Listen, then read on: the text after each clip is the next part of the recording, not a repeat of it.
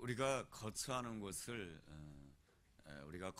곳을 거처라고 이렇게 합니다. 우리의 삶의 거처를 어디로 정하느냐에 따라서 우리의 삶의 모습은 많이 달라질 수가 있습니다. 맹모 삼천지교라고 하는 말이 있습니다.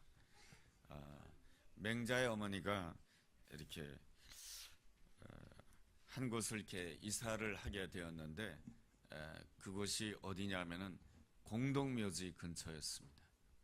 그러다 보니까 어린 맹자가 이 공동묘지에는 항상 무엇이 일어나게 됩니까? 장례식이 일어나게 되는 것이죠.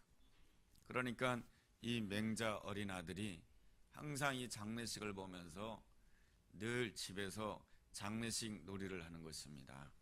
아이들이랑 함께 불러 모아놓고 아이고 아이고 하는 것이었습니다. 이런 모습을 보고 이 맹자의 어머니가 안 되겠다 싶어서 거처를 옮기게 됩니다. 그런데 그 거처가 어디냐 하면은 시장 옆이었습니다. 시장이란 어떠한 곳입니까? 물건을 사고 파는 그러한 곳이죠. 그러다 보니까 이 어린 맹자가 늘 아이들과 함께 노는데 무엇을 하고 노냐 하면은 물건을 사고 파는 그런 놀이를 하면서 아이가 놀더라는 것입니다. 그래서 안 되겠다 싶어서 맹자의 어머니가 또 거처를 옮기게 됩니다. 이번에 옮긴 거처는 바로 글방 옆이었습니다.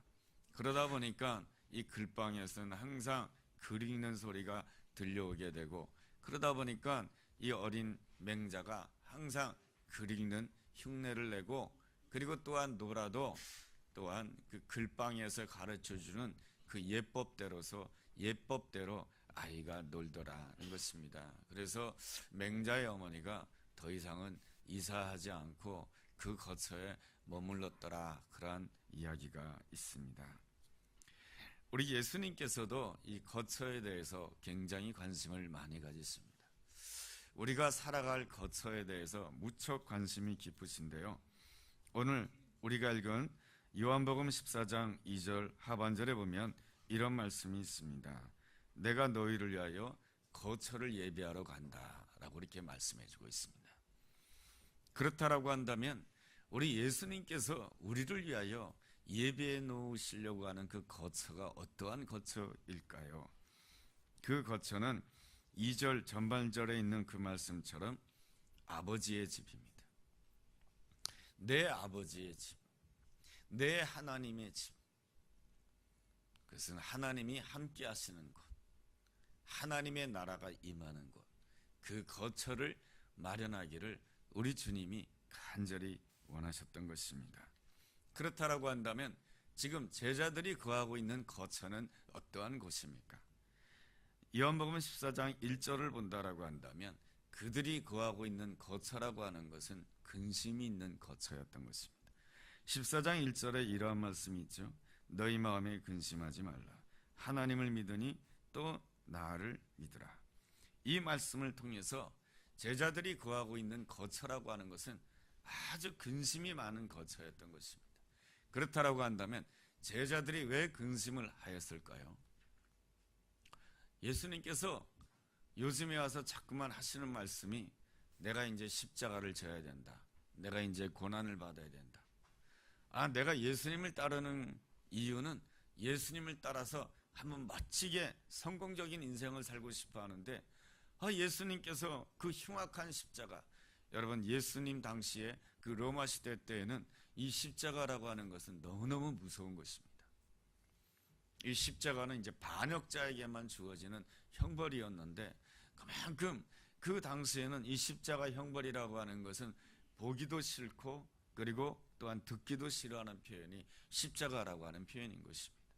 그런데 예수님께서는 내가 십자가 져야 된다, 내가 고난을 받아야 된다 이런 말씀을 하시니까 이 예수님을 따르는 제자들의 마음 가운데 근심이 가득할 수밖에 없었습니다.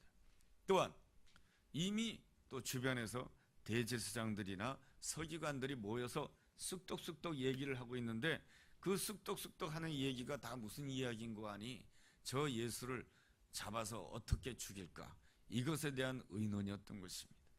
그 소리가 계속 귀에 들리니까 제자들의 마음이 근심이 될 수밖에 없었던 것입니다. 또한 제자들이 근심했을 뿐만 아니라 그들이 거하고 있는 거처라고 하는 것은 14장 1절에 있는 말씀처럼 하나님을 믿으니 또 나를 믿으라, 이 말씀을 통해서 반대로 표현한다라고 한다면 그들이 거하고 있는 거처라고 하는 것은 하나님을 믿지 못하는 거처요, 예수 그리스도를 믿지 못하는 거처, 바로 불신의 거처 가운데 있다라고 하는 것입니다. 어떻게든지 예수님을 해하려고 하는 그 대제사장을 보니까 저들의 힘이 너무너무 강해 보입니다. 예수님을 붙잡으려고 하는 저 로마 병정들의 힘을 보니까 저들의 힘이 너무너무 막강해 보입니다. 저들의 힘에 비해서 예수님을 보니까 예수님은 그저 목수의 아들에 불구하고 예수님의 모습은 너무너무 초라하고 예수님의 손에는 무기 하나도 없던 것입니다. 그랬을 때에 제자들의 마음 가운데는 근심과 불신으로 말미암아 그 마음에 두려움이 가득할 수밖에 없었던 것입니다. 이러한 모습을 성경에서는 무엇이라고 표현하냐 하면은 사망이 왕노릇하고 있다라고 말씀해 주고 있습니다. 사망이 왕노릇한다는 것에 대해서 로마서 5장 17절에서는 이렇게 말씀해 주고 있습니다. 한 사람의 범죄로 말미암아 사망이 그 한 사람을 통하여 왕노릇하였다라고 말씀해 주고 있습니다. 이 사망이 왕노릇한 것은 바로 무엇 때문에 사망이 왕노릇하게 됐다라고 말씀해 주고 있습니까? 바로 한 사람의 범죄 때문이라고 하는 것입니다. 그렇다라고 한다면 하나님께서 기뻐하지 않는 그 인간의 범죄라고 하는 것이 무엇입니까? 그것은 바로 하나님과 인간 사이에는 경계가 있는데 그 인간이 경계를 무너뜨리는 것이 바로 하나님 앞에서 죄를 범하는 것입니다. 이 경계를 무너뜨리는 것이 다 이 죄를 범하는 거예요. 예. 남편과 아내 사이에는 경계가 있어요. 그런데 그 경계를 무시하면 서로가 서로를 향해서 죄를 짓게 되는 것이죠. 또한 부모와 자식 사이에도 경계가 있어요. 그래서 그 경계를 잘 지킬 줄 알아야 돼요. 하나님과 우리 사이에 경계가 있는데 그 경계를 무시하고 내 스스로 하나님이 되려고 하는 그 순간부터 우리는 죄악 가운데 들어가게 되는 것입니다. 그 경계를 허문다라고 하는 것이 무엇입니까? 나 스스로 하나님이 되려고 한다고 하는 것입니다. 나 스스로 하나님이 되려고 한다라고 하는 것은 무엇입니까? 내가 이 정도 힘이 있으니 내 인생은 얼마든지 내가 개척할 수가 있고 내 인생은 얼마든지 내가 원하는 대로 만들어갈 수 있다고 생각하는 것이 바로 하나님과 나 사이의 경계를 허물어뜨리는 것입니다. 어느 누구도 자기의 인생을 자기가 원하는 대로 다 이끌 수가 없는 것입니다. 그래서 경계를 지킨다라고 하는 것은 무엇입니까? 내가 땀 흘리고 수고한다 할지라도 나는 역시 인간이다라고 하는 것입니다. 하나님께서 나를 축복하시고 하나님께서 나를 인도해 주셔야만이 내가 하나님이 기뻐하시는 길로 갈 수가 있고 하나님이 원하시는 형통의 길로 갈 수 있다라고 생각하는 것이 바로 하나님과 나 사이에 그 경계를 지키는 것입니다. 경계를 지킨다라고 하는 것은 겸손한 태도요, 경계를 지킨다라고 하는 것은 하나님을 하나님으로 인정하는 것입니다. 그런데 인간 아담과 하와는 그 경계를 무너뜨리게 됩니다. 나 스스로 하나님이 되려고 합니다. 내가 결정하면 다 된다고 생각합니다. 내가 원하면 다 된다고 생각합니다. 여러분, 이것이 바로 죄인 것입니다. 이러한 죄 가운데 들어가게 되면 어떤 일이 벌어지게 되냐면 하나님이 뒤로 물러서십니다. 하나님께서 내 인생 가운데 뒤로 물러서시게 됩니다. 하나님께서 내 인생 가운데 뒤로 물러서시게 되면 무엇이 거쳐지게 되냐면 하나님의 은혜의 보호막이 거쳐지게 됩니다.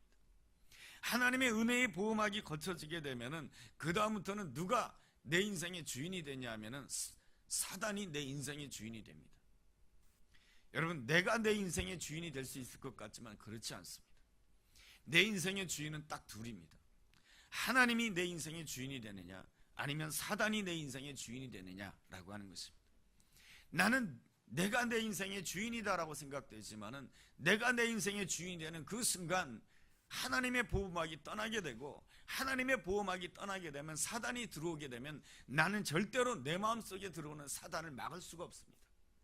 그러면은 사단이 내 마음 가운데 역사를 하게 되면 어떤 역사가 일어나게 되냐면 사망이 왕노릇하게 되는 역사가 일어나게 됩니다.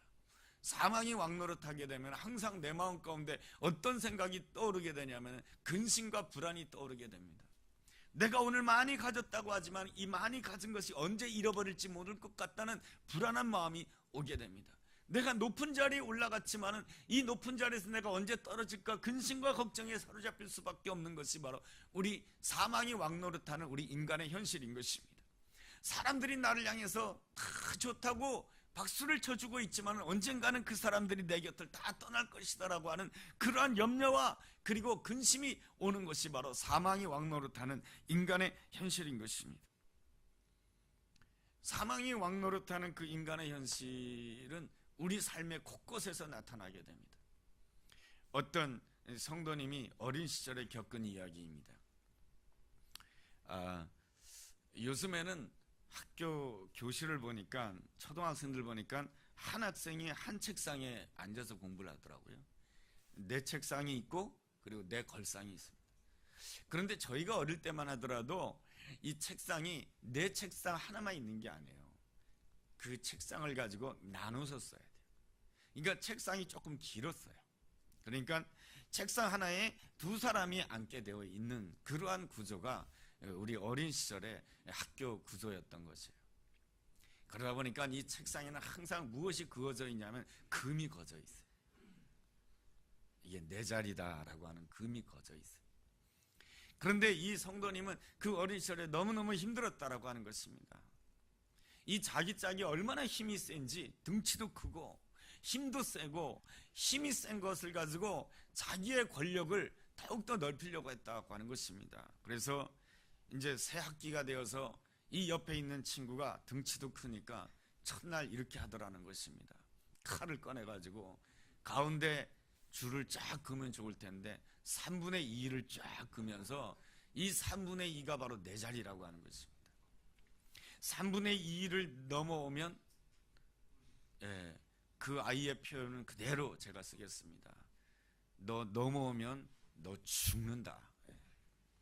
여러분, 사망이 왕노릇하게 되면 내 입에서 나오는 그 표현들이 다 어떤 표현이냐면은 너 죽을래? 너 죽는다.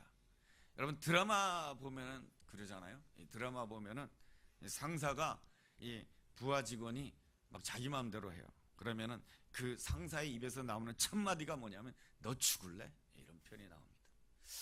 이 등치 큰 아이가 3분의 2 딱 그어놓고 너 여기 놓으면 너 나한테 죽는다. 이 새학기를 맞이하고 기대감으로 새학기를 맞이했는데 이 어린 학생은 이 학교 가는 것이 지옥이에요. 조그마한 3분의 2를 그 아이가 차지하고 3분의 1이 내 책상이니 항상 거기다가 노트가 들어가면 안 돼요. 금을 넘어서. 그것 때문에 늘 이 아이가 근심하고 걱정하였습니다. 근데 이 어린 아이가 주일학교 가서 이 전도사님을 통해서 말씀을 들었어요. 하나님께 기도해라. 하나님께 기도한다라고 한다면 하나님께서 너의 염려와 근심을 하나님께서 온전히 해결해 주시고 하나님께서 함께 해 주실 거야. 그런 이야기를 듣고 이 아이가 하나님 앞에 기도하기 시작했습니다. 하나님, 저를 살려주세요. 저는 학교 가서도 이 책상에 3분의 1밖에 못 써요. 그 금만 넘어가면 아이가 저를 때리려고 해요. 하나님, 저는 제 짝과 좋은 관계를 가지고 싶어요. 하나님, 저와 함께 해주세요. 제가 어떻게 하면 좋을까요? 늘 그것 때문에 하나님 앞에 매일같이 기도했다는 것입니다. 그런데 어느 날 아무 일도 없었는데 이 옆에 있는 짝 아이가 저기 필통에서 칼을 꺼내서 뭘 하냐면 가운데다가 정가운데다가 금을 걷고 이제부터 절반은 네가 써 그러더라는 것입니다. 그래서 왜 그 아이가 그런 행동을 보였는지 자기는 모른다는 것입니다. 그렇지만은 그 이후로 자기 짝과 정말로 평화롭게 그리고 또 기쁘게 학교 생활을 할 수 있었다라고 하는 것입니다. 이것이 바로 오직 주님을 바라보는 자에게 우리 주님께서 예배해 놓으신 거처인 것입니다. 우리는 지난주에 이 성탄을 축하하는 시간을 가졌습니다. 예수님께서 이 낮고 낮은 이 땅에 오셨습니다. 왜 예수님께서 이 땅에 오신 것일까요? 예수님이 이 땅에 태어나셨다라고 하는 그 사건이 마태복음 1장에 기록되어 있습니다. 그 마태복음 1장 23절에 보면 이러한 말씀이 있습니다. 처녀가 잉태하여 아들을 낳을 것인데 그 이름을 임마누엘이라 하리라. 그리고 그 임마누엘이라고 하는 뜻은 하나님께서 우리와 함께 하신다, 그런 뜻인 것입니다. 하나님께서 이 땅에 아기 예수님으로 오신 가장 중요한 이유가 무엇입니까? 하나님께서 우리와 함께 하시기 위한 것입니다. 하나님께서 우리와 함께 하시는 거처를 마련하기 위해서 이 땅에 오신 것입니다. 그리고 마태복음의 맨 마지막 장이 몇 장입니까? 28장입니다. 여러분, 28장의 20절 맨 마지막 절에 무엇이 기록되어 있습니까? 내가 세상 끝날까지 내가 항상 너희와 함께 있으리라. 여러분, 이 마태복음 28장에는 무엇이 기록되어 있을까요? 바로 마태복음 28장 1절에 보면 안식 후 첫날이 되었을 때라는 그런 표현으로 시작되는 부활이 표현되어 있습니다. 마태복음 28장에는 바로 부활이 표현되어 있는데, 그 부활, 예수 그리스도의 부활이 표현되어 있음과 동시에 28장 맨 마지막 절에는 내가 세상 끝날까지 내가 너희와 항상 함께 있으리라 라고 말씀해 주고 있습니다. 예수님께서 우리를 위하여 부활하신 이유가 무엇입니까? 바로 하나님께서 우리와 함께 영원토록 함께 하는 그러한 거처를 마련하기 위해서 예수님께서 우리를 위하여 부활하신 것입니다. 여러분, 마태복음서를 보면 시작이 하나님이 우리와 함께 하신다는 것이요, 마치는 것이 하나님이 우리와 함께 하신다라고 하는 것입니다. 하나님께서는 왜 우리와 함께 하시기를 원하실까요? 그것은 하나님께서 우리와 사랑의 관계를 누리기 원하는 것입니다. 요한일서 4장 8절에 보면 하나님은 사랑이시라 라고 말씀해 주고 있습니다. 하나님은 사랑이시라 하셨기 때문에 하나님께서는 우리를 사랑하셔서 우리를 하나님의 형상대로 창조하셨고 온 땅을 다스리도록 하나님께서 축복해 주셨습니다. 그런데 말이죠, 하나님께서는 우리를 향해서 사랑만 하는 것으로 만족하지 않습니다. 하나님께서는 우리의 사랑을 받기를 원하시는 것입니다. 부모님이 자녀를 너무너무 사랑하지만은 부모님 입장에서는 자녀들을 너무너무 사랑하는 것으로 절대로 만족하지 못합니다. 자녀들도 부모를 너무너무 사랑하는 그 모습이 있어야 부모는 그 속에서 만족하는 거예요. 내가 너를 사랑하니 아낌없이 주리라 하지만은 그 자녀가 부모를 향해서 사랑을 할 때에만이 부모 안에 진정한 기쁨이 있고 진정한 만족이 생기는 거예요. 왜 그런 겁니까? 우리가 하나님의 형상대로 창조됐기 때문에 그런 거예요. 그래서 하나님은 우리를 사랑하시고 사랑하시지만은 우리의 사랑을 받지 않고는 하나님께서는 결코 만족하실 수 없는 분이 바로 하나님이세요. 그래서 하나님께서는 우리의 사랑을 받으시고자 어떻게 하신 것입니까? 바로 하나님께서는 이 땅에 아기 예수님으로 오신 것입니다. 낮은 자리에 오신 것입니다. 왜 하나님께서는 이 땅에 낮은 자리 말구육간에 오신 것입니까? 우리는 항상 이러한 생각을 가지게 됩니다. 나의 조건, 나의 형편, 나의 문제 때문에 나는 사랑받을 만한 조건이 없다라고 생각합니다. 그러나 하나님께서는 그 모든 생각을 고쳐주기 위하여서 그 높은 자리에서 낮은 자리에 오신 것입니다. 낮은 자리에 오셔서 우리에게 하시고자 하는 말씀이 무엇입니까? 너는 나의 사랑을 받기에 부족함이 없다라고 하는 것입니다. 네가 지금 낮은 자리에 있다라고 하는 것이 내 사랑을 받기에 문제가 되지 않는다라고 하는 것입니다. 네가 가진 외모가 내 사랑을 받기에 문제가 되지 않는다라고 하는 것입니다. 너의 공부 실력이 내 사랑을 받기에 문제가 되지 않는다라고 하는 것입니다. 너 안에 있는 그 슬픔이, 너 안에 있는 그 고통이 내 사랑을 받기에 절대로 문제가 되지 않는다라고 하는 것을 가르쳐주기 위하여서 하나님께서는 그 높은 자리에서 가장 낮은 자리, 가장 초라한 자리, 가장 보잘것없는 자리에 내려오셔서 하나님께서 우리에게 주시고자 하는 그 말씀은 무엇입니까? 내가 너와 함께 하고 싶다, 내가 너와 함께 가고 싶다 라고 말씀해 주고 계시는 것입니다. 사랑하는 자야, 어여쁜 자야, 나와 함께 가자 그러는 것입니다. 저희 아가서에 나오는 그러한 말씀인 것이죠. 그리고 하나님께서는 우리와 함께 가시기 위하여서 하나님께서는 우리의 문제를 해결해 주셔야 되는데 죄 문제를 해결해 주셔야 되는 것입니다. 근데 이 죄 문제를 해결해 주기 위해서는 반드시 무엇이 있어야 되냐면 피 흘림이 있어야 되는 것입니다. 히브리서 9장 22절에 보면 이런 말씀이 있습니다. 피 흘림이 없은즉 죄를 사할 수 없다라고 말씀해 주고 있습니다. 피 흘림이 있어야 죄를 사한다라고 하는 것은 이 죄 문제가 얼마나 무거운지를 가르쳐 주고 있습니다. 죄를 짓게 되면 죽는다라는 것입니다. 죄를 짓게 되면 사망에 이른다라고 하는 것입니다. 그러기에 이 죄 문제를 해결하기 위해서는 피를 흘려야 된다라고 하는 것입니다. 왜 피를 흘려야 되는 것입니까? 바로 피 안에 생명이 있기 때문에 그런 것이죠. 누구든지 말이죠, 피를 다 흘리게 되면 다 죽습니다. 그렇기 때문에 이 피는 생명을 뜻하는 것입니다. 그러므로 죄사함 받기 위해서는 누군가가 나를 대신해서 죽어야 되는 것입니다. 그래서 구약시대 때는 짐승을 죽임으로 인해서 하나님 앞에 제사를 드렸고 그 짐승을 죽임으로 인해서 죄를 사함받을 수가 있었던 것입니다. 그렇지만 짐승을 죽여서 죄사함 받는 것은 일시적인 것입니다. 우리는 또 죄를 짓고 그럼 짐승을 또 죽여야 되고 또 죄사함 받은 다음에 또 죄를 짓고 또 짐승을 죽여야 되는, 이렇게 구약의 제사는 늘 한계가 있는 것입니다. 이 모든 문제를 해결해 주시기 위해서 하나님께서 이 땅에 오셔서 하나님의 아들이신 예수 그리스도께서 친히 자기 자신을 제물로 삼으신 것입니다. 이 제물에 대해서 히브리서 10장 12절에서는 영원한 제사라고 말씀해 주고 있습니다. 예수 그리스도 한 분을 통하여서 우리의 죄 문제를 온전히 해결해 주셨다라고 말씀해 주고 있는 것입니다. 그렇게 함으로 인하여서 주님께서 우리에게 보여주시기를 원하시는 것이 무엇입니까? 이 십자가를 통해서 하나님의 사랑이 어떠한지를 우리에게 나타내 주기를 원하셨던 것입니다. 그러한 점에 있어서 예수님은 온전히 하나님께 순종하신 분입니다. 우리가 순종이라고 하는 것을 이렇게 생각하기가 쉬워요. 순종이라고 한다면 하나님이 시키면 난 무조건 한다, 이런 것을 순종이라고 생각하는데 성경이 말하는 진정한 순종은 그런 게 아니에요. 성경이 말하는 진정한 순종이라고 하는 것은 모든 상황 가운데서 하나님의 사랑을 나타내는 것이 순종이에요. 왜냐하면 하나님은 사랑이시기 때문에 언제나 하나님이 나타내고 싶은 것은 바로 사랑을 나타내기를 원하시는 거예요.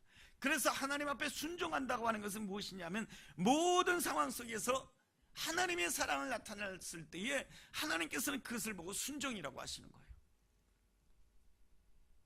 그러므로 순종에는 무엇이 없어야 됩니까? 미움이 없어야 돼요. 순종에는 무엇이 없어야 됩니까? 분노가 없어야 돼요. 순종에는 무엇이 없어야 됩니까? 혐오하는 마음이 없어야 돼요. 참 순종이 어렵죠.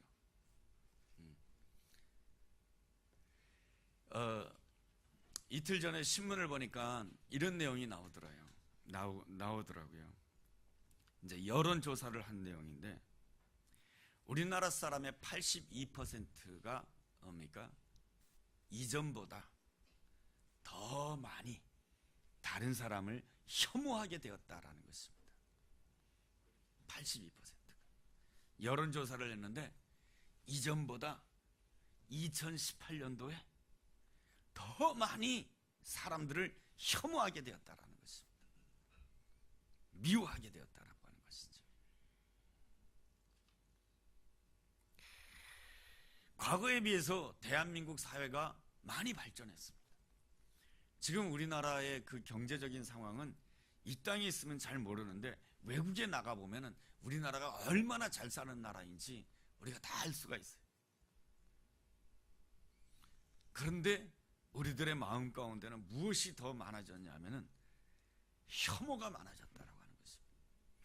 누군가를 향해서 미워하는 마음이 더 많아졌다라고 하는 것입니다. 이것이 바로 사단이 원하는 것입니다. 그런데 예수님께서는 그 십자가상에서 여러분 아무 죄 없으신 그 예수님을 향해서 수많은 무리들이 예수님을 향해서 십자가에 못 박으라고 소리를 칩니다. 그럴 때 예수님 입장에서는 그들이 혐오스럽지 않겠습니까? 대제사장이 뒤에서 아주 간교하게 예수님을 잡아가지고 가룟유다를 붙잡아가지고 간교하게 예수님을 십자가에 모는 그 모습을 볼 때에 예수님 입장에서는 그 대제사장이 혐오스럽지 않겠습니까? 그리고 자기를 따른다라고 했던 그 제자들이 예수님을 배신했을 때, 자기가 가장 힘들 때 그 자리를 떠나는 그 제자들의 모습을 보았을 때에 예수님 입장에서는 그들이 혐오스럽지 않겠습니까? 그런데 예수님께서는 십자가상에서 한 번도 혐오하지 않았어요. 예수님은 그들을 용서하셨고 그들을 사랑하셨습니다. 오히려 그 십자가의 고통 가운데 예수님께서 해주신 말씀은, 아버지여, 저들은 자기들의 죄를 알지 못합니다. 저들의 죄를 용서하여 달라고 하나님께 기도하였습니다. 여러분, 이런 사랑을 누가 할 수 있습니까? 저요? 못해요. 네? 아니, 십자가상에서 아버지여, 저들은 자기들의 죄를 모르오니 저들을 용서해 주세요, 이런 기도를 누가 할 수 있겠어요? 제가 할 수 있겠어요? 여러분이 할 수 있겠어요? 그거는 누구만이 할 수 있냐면은 하나님만이 할 수 있는 거예요. 하나님의 아들이신 예수 그리스도만이 할 수 있는 사랑이에요.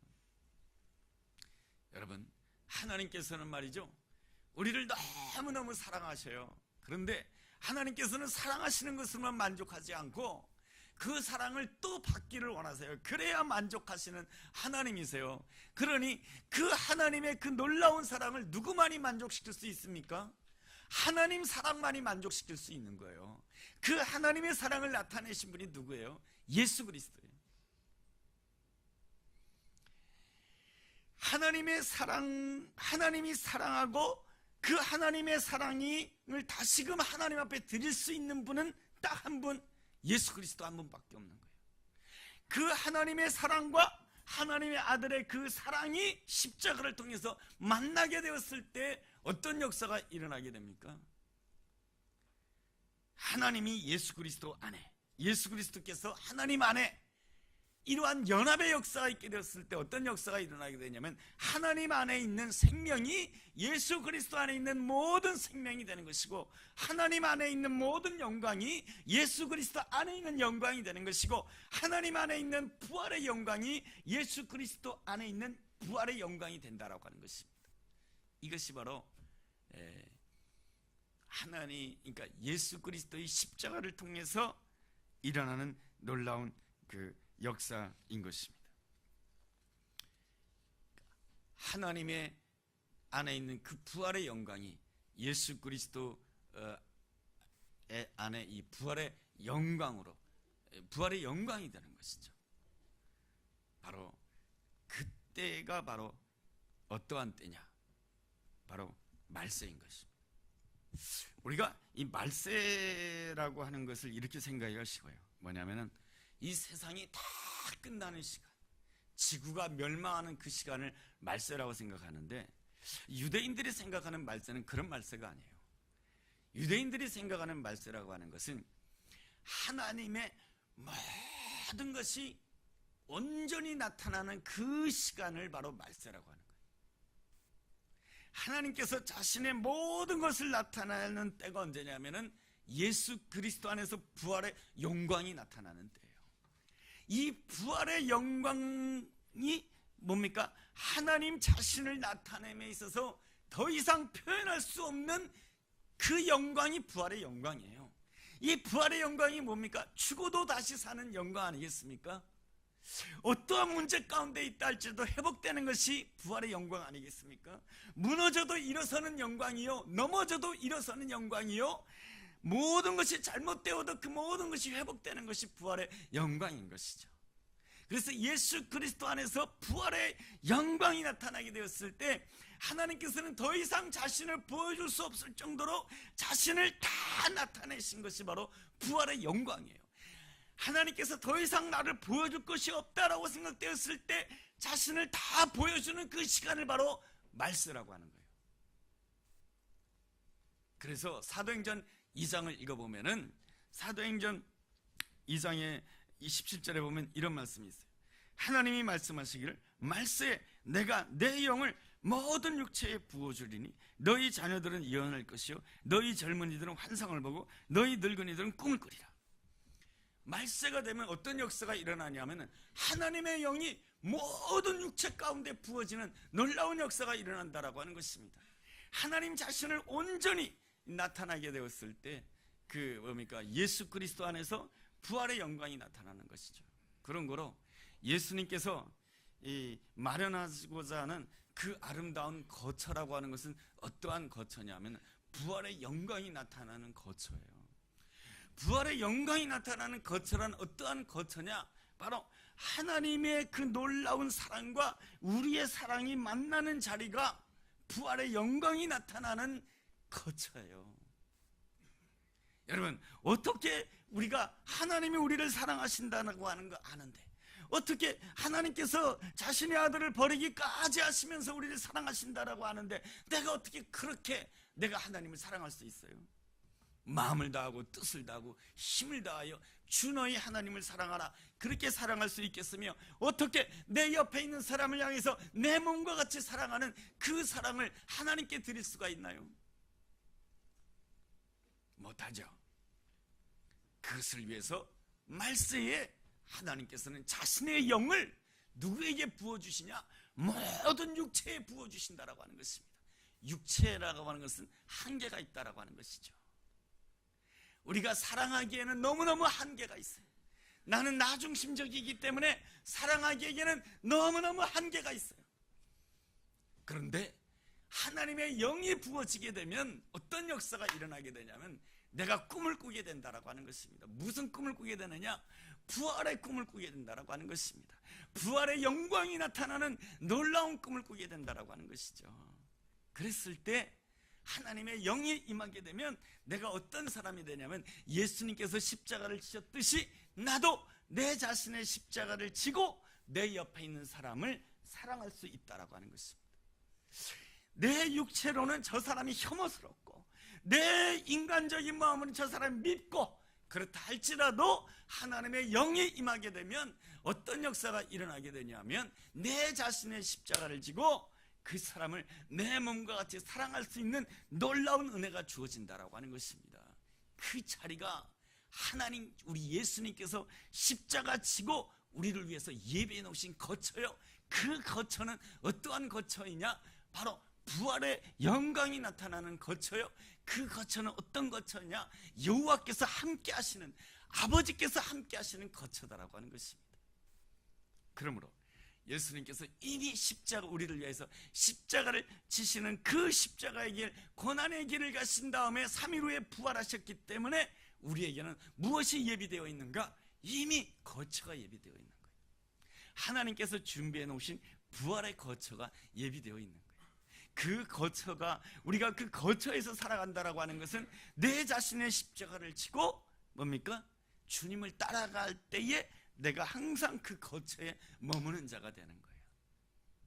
이것이 바로 내가 걸어가야 될 길이에요. 그러니까 주님께서 예비해 놓으신 그 거처라고 하는 것은 여기 있다 저기 있다를 말하는 것이 아니고 그 거처라고 하는 것은 바로 예수 그리스도께서 십자가를 지셨듯이 내 자신의 십자가를 지고 주님을 따라갔을 때에 우리에게 날마다 주어지는 거처예요. 이 거처 가운데 살았던 사람이 요셉 아니겠어요? 요셉이 애굽 땅에 노예로 끌려갔지만, 감옥에 들어갔지만 성경에서는 항상 그 인생에 대해서 이렇게 표현해주고 있습니다. 여호와께서 그와 함께 하셨더라. 여호와께서 그와 함께 하셨다라고 하는 것은 무엇입니까? 바로 하나님께서 그를 사랑하셨다고 하는 것이고 요셉이 하나님을 사랑했다라고 하는 것입니다. 그에게 주어진 노예라고 하는 형편, 감옥생활이라고 하는 그 형편은 말할 수 없는 고통이고 말할 수 없는 어려움이었던 거예요. 그런데 그는 그 자리에서 항상 어디를 살아갔던 사람이냐면은 예수 그리스도께서 마련하신 거처를 살아갔던 사람이에요. 그 거처를 살아가는 방법은 무엇입니까? 우리 힘으로는 그 거처를 살아갈 수가 없어요. 하나님의 영이 육체에 부어져야 되고 그랬을 때 내가 내 자신의 십자가를 지고 내가 하나님의 사랑을 나타내는 것이죠. 내 힘으로는 너무나도 믿고 내 힘으로는 너무너무 싫은 존재이지만은 그럼에도 불구하고 하나님의 영이 부어지게 되면 나도 모르게 내 십자가를 지고 그에게 하나님의 사랑을 나타내는 자가 되는 것입니다. 이것이 바로 무엇이냐입니까? 하나님께서 나에게 퍼부어 주시는 그 사랑, 그 자신의 아들까지도 다 버리면서 사랑하시는 그 사랑을 향해서 나도 하나님께 사랑을 드리는 거예요. 그게 바로 주님께서 우리를 위해서 예배해 놓으신 거처 가운데 살아가는 인생길이에요. 그러므로 그 거처라고 하는 것은 우리가 죽어서 가는 그 거처일 뿐만 아니고 이 땅에서 내 자신의 십자가를 지고 하나님의 사랑을 나타내기를 원합니다. 저 사람이 너무 미워요. 그렇다 할지라도 주님이 나 같은 죄인을 위해서 나와 함께 하시기 위해서 사랑하는 독생자 예수 그리스도를 십자가에 내어놓았듯이 나도 내 자신의 십자가를 지고 주님, 내가 그에게 하나님의 사랑을 나타내기를 원합니다 하면서 그 사람 앞에서 빵긋 웃는 거예요. 그 사람 앞에서 빵긋 웃게 되었을 때 어떤 역사가 일어나게 되냐? 그 시간이 바로 하나님께서 예수 그리스도께서 우리를 위하여 십자가 지심으로 예배해 놓으신 거처로 딱 들어가는 거예요. 거처로 들어가게 되었을 때 어떤 역사가 일어나는가? 부활의 영광이 나타나는 것이죠. 그랬을 때 내 얼굴이 바뀌어지고, 제가 나이가 조금 들었어요. 그렇다 할지라도 제 얼굴이, 우리 주님께서는 말이죠, 제가 주님을 잘 믿는다고 해서 갑자기 주름살이 다 없어지거나 그러지는 않아요. 그러나 주님께서는 내 얼굴을 바꿔주시는 것이죠. 부활의 영광으로. 그것이 바로 무엇입니까? 내 영혼이 잘 되는 거죠. 요한 3서 1장 2절에 우리에게 말씀해 주고 있습니다. 내 영혼이 잘 된 같이 범사가 잘 되기를 원하노라. 그랬을 때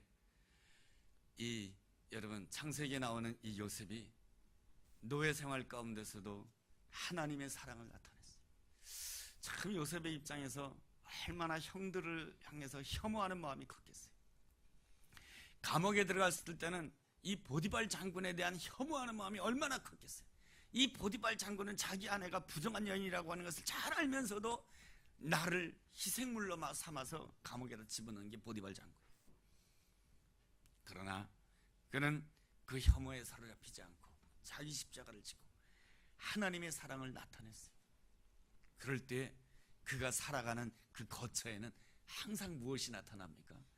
부활의 영광이 나타나는 것이죠. 그 영혼이 잘 되니까, 그러니까 범사가 잘 되는 것이죠. 하나님의 때가 되니까 하나님이 준비해 놓으신 총리의 자리도 오르게 되고, 여러분 총리의 자리에 오른다고 해서 끝난 것입니까? 나중에 형제들이 찾아오죠. 형제들이 얼마나 혐오스러운 인생들이에요. 자기 그 어린 동생을 말이죠, 남의 나라의 노예로 팔아버린 그 인생들, 얼마나 혐오스러운 인생이에요. 요셉의 입장에서는 너무 혐오스러운 인생들이에요. 그러나 그 순간에도 자기 십자가를 지고 그들 앞에서 하나님의 사랑을 나타내요.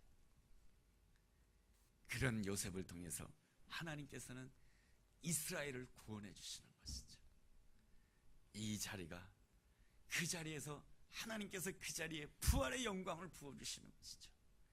바로 이것이 바로 하나님께서 우리에게, 우리가 살아가기를 원하는 거처인 것입니다.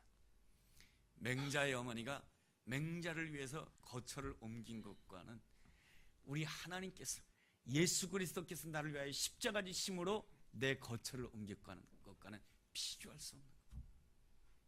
우리는 언제나 오늘 내가 어떠한 자리에 있든지 간에 예수 그리스도의 십자가로 말미암아 우리 예수님께서 예비해 놓으신 거처 가운데 살아가는 존재인 줄로 믿습니다. 여러분, 내 힘으로는 그 거처 안에 들어갈 수가 없어요. 말세에 하나님의 영이 부어진다고 하십니다. 그 거처를 사모하면 하나님의 영이 부어져요. 그러면 내 힘으로는 절대로 못해요. 그런데 하나님의 영이 함께 하시면 내 자신의 십자가를 지고 어떤 경우에도 하나님의 사랑을 나타내는 자가 돼요. 그러면 거기에 부활의 영광이 있고, 이게 부활의 영광 아니에요? 그래서 그 짝이 뭡니까? 이 3분의 2 차지했던 것을 딱 물려가지고 절반 딱 쪼개가지고 절반 네가 써.